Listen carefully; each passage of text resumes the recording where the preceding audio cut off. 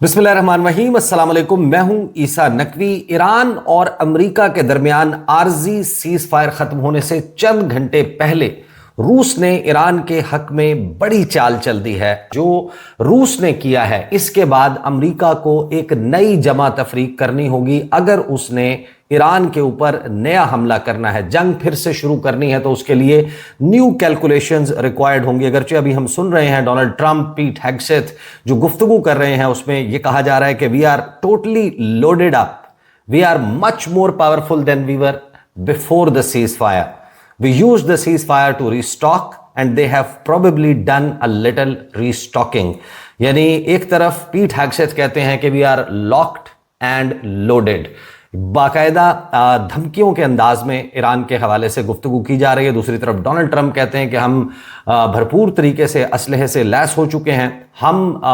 जंगबंदी होने से पहले जितने ताकतवर थे आज हम उससे बहुत ज़्यादा ताकतवर हैं, और हमने जो सीज़ फायर का वक्फा है इसको इस्तेमाल किया है रीस्टॉक करने के लिए। दोबारा से अपने जो मिलिट्री असासे हैं, जो इस रीजन में अपना मिलिट्री बिल्डअप है, वो बड़े भरपूर तरीके से कर लिया है, और इसी किस्म के स्टेटमेंट्स दीगर अमरीकी हुक्काम की तरफ से आ रहे हैं। अगर जंग दोबारा शुरू होती है तो जंग शुरू करने के लिए कुछ नई कैलकुलेशंस अमेरिका को और उसके इत्तेहादियों को करनी होगी। ये जंग जो है वो जाहिर है कि अमेरिका एक बड़े इत्तेहाद के साथ लड़ रहा है। अमेरिका के साथ इसराइली फौज जो है वो बराह रास्त हमलों में उसका मिलिट्री आर्सनल, उसका स्टॉक पाइल ऑफ ड्रोन्स, उसका stock pile of ballistic missiles, उसके जंगी लड़ाका तैयारे, फिर उसके बाद अमेरिका के बहरी बेड़े, ये सब कुछ इस्तेमाल हो रहे हैं। और फिर जो खलीजी ममालिक हैं जो ईरान की विसिनिटी में, ईरान के कुर्ब जवार में मौजूद हैं, वहाँ पर अमेरिका के अड्डे हैं। अमेरिका का कई दहाइयों पर मुहित उनके साथ सिक्योरिटी ताउन है, वहाँ पर उनका मौजूद इंटेलिजेंस नेटवर्क है, उनके रडार्स, अर्ली वार्निंग निज़ाम, फिर उनकी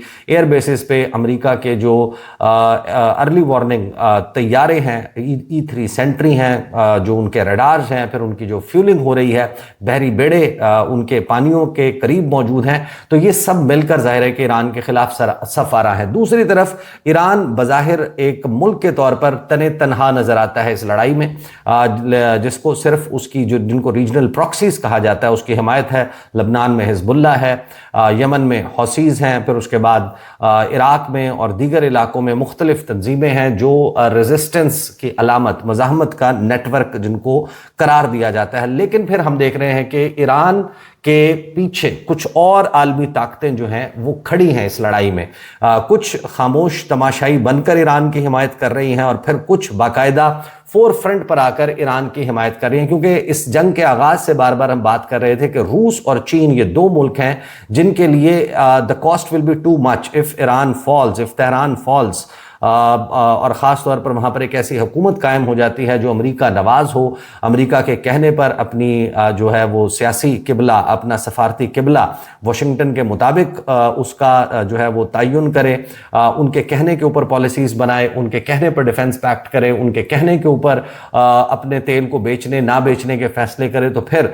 जो रूस है और चीन है उसके लिए एक बहुत बड़ा सेटबैक होगा, और उनका जो बढ़ता असर व रसूख है उसको बहुत बड़ा नुकसान पहुंचेगा। तो इन दो ममालिक ने तो बहुत सारे मामलात में मदद की, और मैंने एक पूरी टाइम लाइन बनाई, और फिर जो मोस्ट रिसेंट पॉस्चरिंग जो है वो अब रूस की तरफ से सामने आई है, वो एक बड़ी सपोर्ट है, एक बड़ा ताउन है ईरान की हुकूमत के साथ। And ever since this war began, तो रूस ख़ास तौर पर बहुत बढ़ चढ़कर ईरान की हिमायत कर रहा है। और जो अब नई चीज़ हुई है, इससे किस तरीके से इस जंग के और इस नई जंग के अगर शुरू होनी है तो उसके ऊपर असर पड़ेगा। जो हमारे सामने इस टाइमलाइन मौजूद है कि रूस के ऊपर ये इल्ज़ाम मौजूद है, आपको मालूम है कि जो कैस्पियन सी है वहाँ से वो डार्क शिपिंग के ज़रिए ईरान को हथियारों की फराहमी कर रहा है। रूस और ईरान के दरमियान बराह रास्त ज़मीनी सरहद नहीं मिलती, लेकिन कैस्पियन सी वो झील है, दुनिया की सबसे बड़ी झील उसको यानी कि सी करार दिया जाता है, कैस्पियन सी के, जहां पर ईरान और रूस मैरीटाइम बॉर्डर्स शेयर करते हैं एक तरीके से। और इसके बारे में ये कहा जाता है कि ये वो आबी रास्ता है कि जिस रास्ते को इस्तेमाल करते हुए या तो चीन रूस के ज़रिए या फिर रूस बराह रास्त ایران کو ہتھیاروں کی فراہمی کر رہا ہے. یہاں پر ٹرانسپونڈرز آف کر دیے جاتے ہیں اور ان کے شپس جو ہیں وہ ریڈارز کی نظر میں آئے بغیر ایران کے ساحلوں کے قریب پہنچتے ہیں اور وہاں پر ڈفرینٹ بوٹس میں لوڈ ہو کے یہ سامان جو ہے وہ ایران پہنچتا ہے. اور اسی وجہ سے ایران جو ہے اس کے بارے میں یہ کہا جا رہا ہے کہ اس نے بھی ری سٹاک کیا ہے, ریپلانش کیا ہے اپنا جو آرسنل ہے, اور خاص طور پر جو باقر کالیباف کا یہ بیان ہے اور پھر پاسدارانہ انقلاب کا کہ سیز فائر کے وقت کے دوران ہم نے اپنے دشمن کی ہر حرکت پر نظر رکھی ہوئی تھی اور ہم بھی اس وقت کو کچھ نئے ہتھیار بنانے کے لیے استعمال کر رہے تھے. اور میں آپ کے سامنے پھر ایگزیکٹ کوٹ رکھوں گا کہ باقر کالیباف نے اس کے حوالے سے کیا کہا. لیکن ایک تو یہ الزام ہے کہ فراہمی جو ہے وہ کی جا رہی ہے ہتھیاروں کی. پھر دوسرا, ولودیمیر زیلنسکی جو ہے رشین جو یوکرینین پریزیڈنٹ ہے, اس نے یہ الزام لگایا کہ اگر آپ جو سب سے بڑا اور کارگر ہتھیار اس جنگ میں ایران نے استعمال کیا, شاہد ڈرون, جس نے تباہی مچا دی, جس کو روکنے میں امریکی انٹرسیپٹر, امریکی فضائی دفاعی نظام, ان کے پیٹریوٹ, تھارڈ, یہ تمام کے تمام فیل ہو گئے. اور پھر ہم نے ایسے سینز بھی دیکھے کہ دنیا کے سب سے مہنگے اور سب سے جدید سمجھے جانے والے لڑاکا طیارے ان سلو موونگ ڈرونز کا پیچھا کر کے ان کو تباہ کرنے کی کوشش کر رہے ہیں. تو ولودیمیر زیلنسکی نے یہ الزام لگایا کہ آپ اس ڈرون کو پکڑ کے دیکھیں, اس کی ریورس انجینئرنگ کریں, اس کو کھول کے دیکھیں تو آپ کو پتہ چلے گا کہ روس اس میں کیا کچھ فراہم کر رہا ہے. اور روس اس سارے معاملے میں, یہ جو شاہد ڈرون والی گیم ہے, اس میں روس نے خود کیا گیم کی ہے. پھر تمام جو مغربی میڈیا ہے ان کا اپنے انٹیلیجنس سورسز کے حوالے سے یہ دعویٰ ہے کہ ایران کو میدان جنگ کی تمام انفارمیشن روس اور چین فراہم کر رہے ہیں. یعنی کہ جو بیٹل سپیس کی ان کو پوری ایک پکچر مل رہی ہے کہ کہاں کیا ہو رہا ہے, کہاں پر کون سے ایسٹس موجود ہیں. اس کے حوالے سے یہ دعویٰ کیا جا رہا ہے کہ جو روس کا مڈل ایسٹ خصوصاً خلیجی ریاستوں میں ایک بڑا پیمانے پر پھیلا ہوا انٹیلیجنس نیٹ ورک ہے, وہ ریئل ٹائم ہیومن انٹیلیجنس بھی فراہم کر رہا ہے اور سیٹلائٹس کے ذریعے ایران کو میپ کوآرڈینیٹس, لوکیشنز اور امریکی اثاثوں کی مکمل تفصیلات فراہم کی جا رہی ہیں. یہ تو ہمیں معلوم ہے کہ ظاہر ہے کہ ایران جو ہے اس کا اپنا ایک انٹیلیجنس نیٹ ورک موجود ہے, لیکن یہ کسی کے گمان میں نہیں کہ وہ اتنا زیادہ ایفیکٹو انٹیلیجنس نیٹ ورک ہے کہ اس کو یہ بھی معلوم ہو کہ امریکہ نے اگر جو 5th فلیٹ کا ہیڈ کوارٹر ہے وہاں سے اپنے فوجیوں کو بھجوایا ہے تو وہ کس ہوٹل کے کس فلور پر یا کس رہائشی علاقے کے کس مقام پر کس گھر میں موجود ہیں, اور ایگزیکٹلی اس کو ٹارگٹ کرنا اور ایران کی طرف سے یہ دعویٰ کرنا کہ ہماری آنکھیں آپ کو دیکھ رہی ہیں. پھر سو مچ سو کہ جو سعودی عرب میں پرنس سلطان ایئر بیس ہے وہاں پر ایگزیکٹلی ایک E-3 سینٹری جہاز کو کامیابی سے نشانہ بنانا, اور پھر اسرائیلی میڈیا کا یہ دعویٰ کرنا کہ 50 سے 55 کے قریب لوکیشنز جو ہیں ان کو ٹارگٹ جو ہے اس کو لاک کر لیا گیا ہے اور اس کے لیے ڈیٹا رشیا نے فراہم کیا. تو رشین اور چائنیز سیٹلائٹس کے اوپر یہ الزام ہے کہ وہ مل کر ایران کو یہ ڈیٹا فراہم کر رہے ہیں, اور اسی کی بنیاد کے اوپر اگرچہ ٹریگر کے اوپر انگلی خود ایران کی ہے لیکن یہ سب کچھ فراہم ان دو ممالک کی طرف سے کیا جا رہا ہے. پھر روس نے جو سفارتی محاذ پر ایران کو مکمل سپورٹ کیا ہے. جنگ کی مذمت سب سے پہلے روس کی طرف سے آتی ہے,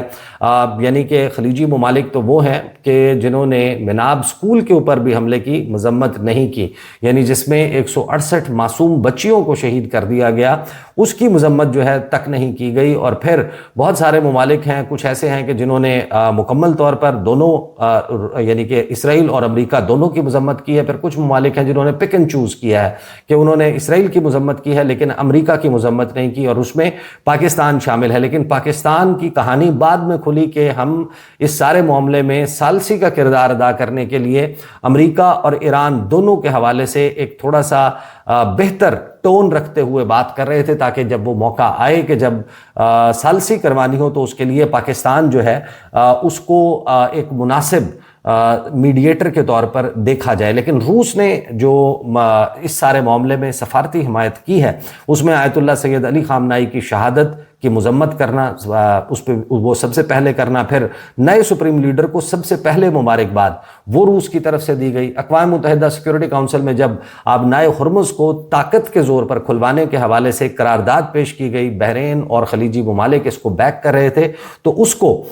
ویٹو کیا گیا۔ پھر ہم دمتری پیسکوو اور اس کے علاوہ ماریا زخارووا اور دیگر جو کریملن کے سپوکس پرسنز ہیں ان کی سٹیٹمنٹس دیکھتے ہیں، اس میں کھل کر ایرانی موقف کی حمایت جو ہے وہ کی جا رہی ہے۔ تو اوورآل جو کریملن کی پوسچرنگ ہے وہ ایران کی بڑی سیاسی اور سفارتی حمایت ہے۔ پھر آ جائیں آپ کہ آبنائے ہرمز کے لیے ثالثی کی پیشکش جو ہے وہ روس کی طرف سے کی گئی۔ پھر افزودہ یورینیم کو منتقل کرنے کے لیے آفر، کہ جو سب سے بڑا ڈیڈ لاک ممکنہ طور پر ہو سکتا ہے کہ اگر ایران ایک نئی اٹامک ڈیل کے حوالے سے، نیوکلیر ڈیل کے حوالے سے راضی ہو جاتا ہے اور بدلے میں اپنے لیے بہت ساری کنسیشنز لے لیتا ہے کسی بھی مذاکرات میں، لیکن معاملہ صرف ایک باٹل نیک کی وجہ سے پھنس جاتا ہے کہ ایران یہ انکار کر دے کہ میں افزودہ یورینیم جو ہے انرچڈ یورینیم وہ امریکہ کے حوالے نہیں کروں گا، تو روس جو ہے ممکنہ طور پر وہ ملک ہو سکتا ہے۔ تو یہ ثالثی کی پیشکش کرنا، یہ اگین اس سارے معاملے میں ایران کی ایک بڑی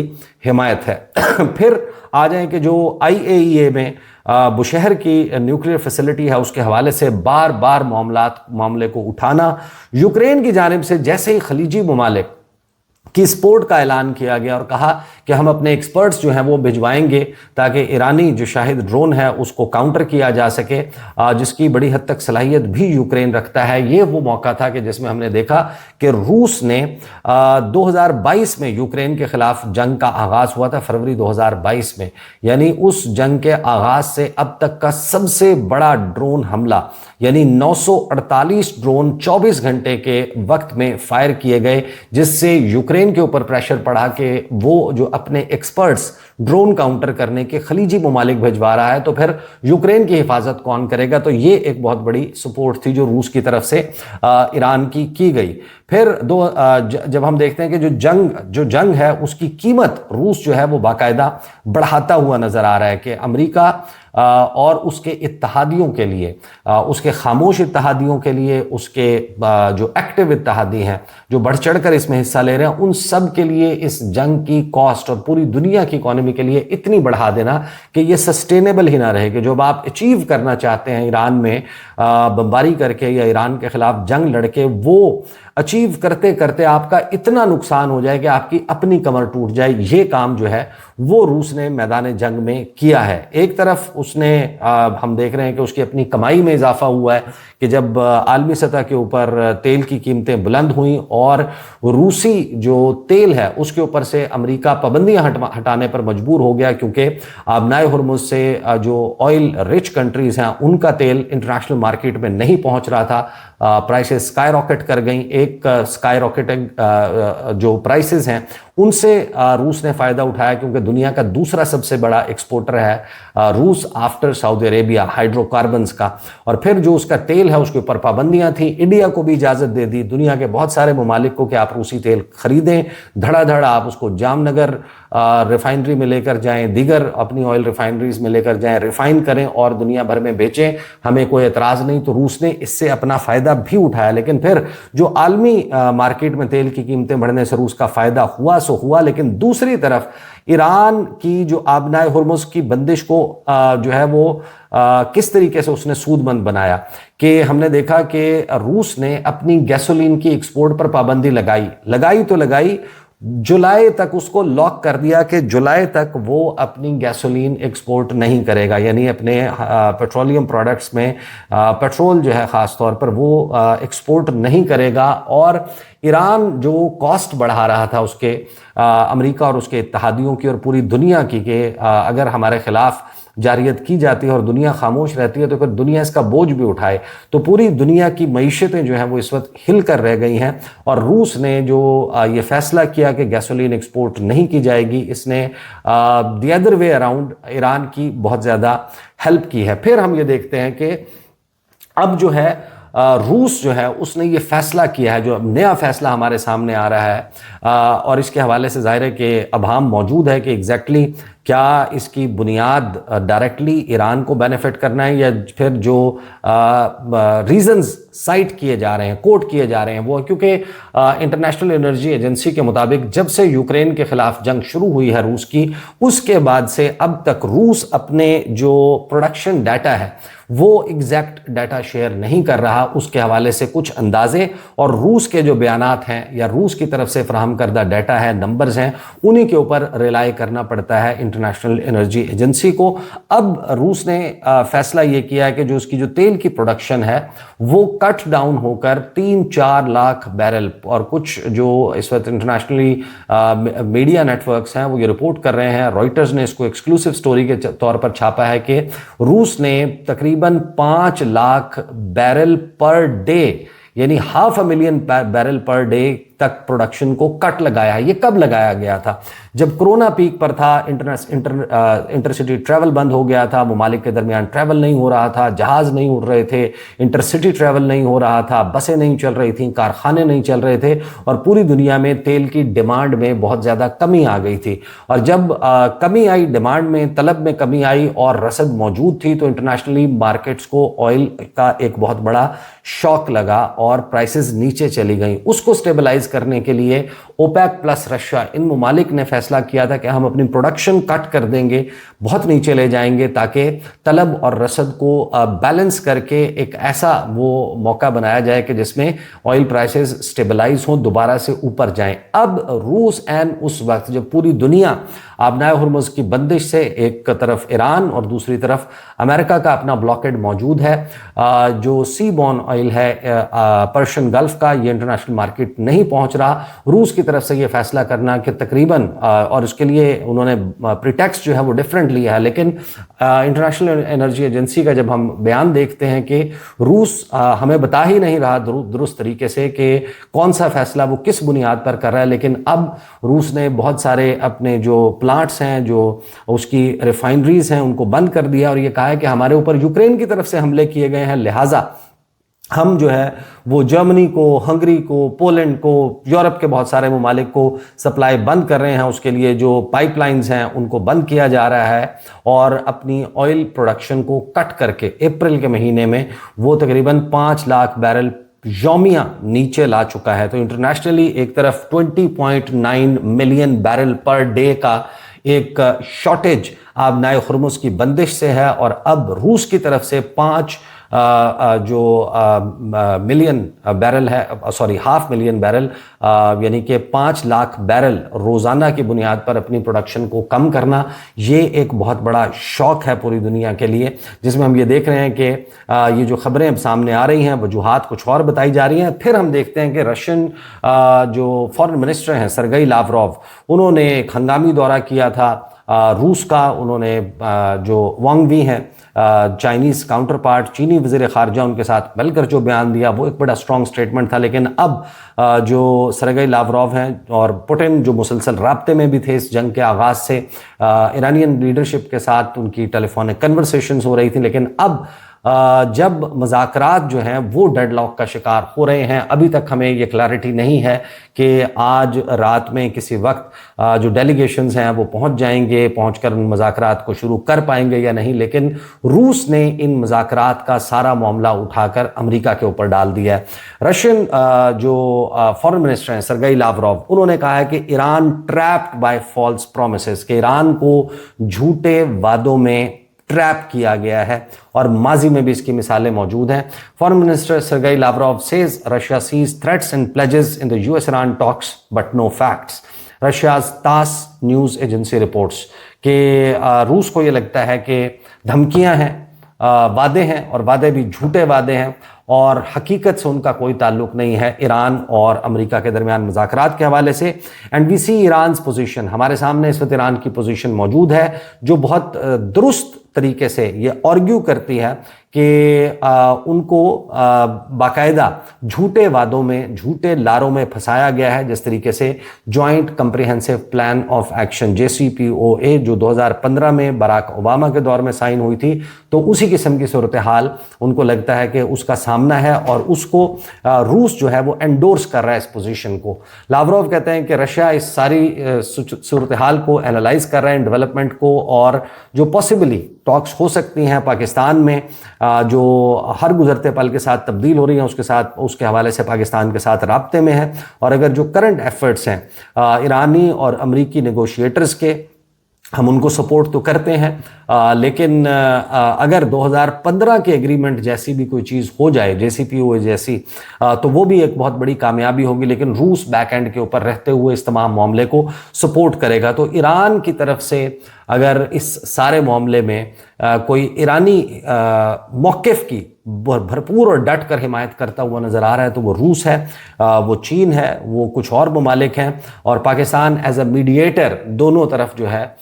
وہ معاملات بہتر رکھنے کی کوشش کر رہا ہے. لیکن اس میں ہم دیکھ رہے ہیں کہ جو ایران کے فارن منسٹر ہیں سید عباس عراقچی، ان کا بیان آتا ہے کہ جو امریکی نیول بلاکڈ ہے ایران کی، that is an act of war. یہ سیز فائر کی وائلیشن جو درمیان میں ہی شروع کر دی گئی تھی، مذاکرات کا پہلا دور ناکام ہوتے ہی کر دی گئی تھی، یہ ایکٹ آف وار ہے، ایران کے خلاف ایک جنگی اقدام ہے جس کا جواب دینے کی ہم جو ہے وہ پورا ہمارا اس وقت ارادہ بن رہا ہے کہ ہم اس کا جواب دیں گے. پاسدارانہ انقلاب اس قسم کی پوسچرنگ جو ہے وہ کرتے ہوئے نظر آ رہے ہیں. اور پھر جو محمد باقر کالیباف ہیں ایرانی پارلیمنٹ کے اسپیکر، انہوں نے یہ دعویٰ کیا جو پاسدارانہ انقلاب کا بھی دعویٰ ہے، اور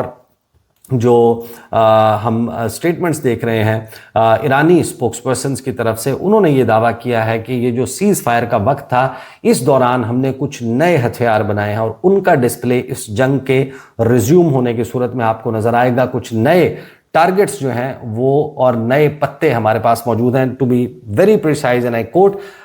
جو محمد باقر کالیباف ہیں انہوں نے کہا کہ جیسے ہی ڈونلڈ ٹرمپ نے کہا کہ I expect to be bombing, کہ میں یہ توقع کر رہا ہوں کہ میں ایران کے اوپر بمباری کا آغاز کروں گا. جو ایرانی پارلیمنٹ کے اسپیکر ہیں کالیباف، انہوں نے کہا کہ Tehran has new cards on the battle field that haven't yet been released, کہ ہمارے پاس کچھ ایسے پتے ہیں جن کو ابھی تک ہم نے شو نہیں کیا، اور اگر جنگ ریزیوم ہوتی ہے تو پھر اب وہ سب کچھ ہوتا ہوا آپ دیکھیں گے. These are the details. ایک ایوالونگ سچویشن ہے، لمحہ بلمحہ تبدیل ہو رہی ہے، اس پر گفتگو کا سلسلہ جاری رہے گا. اب تک کے لیے اتنا ہی، اجازت دیجیے، اللہ حافظ.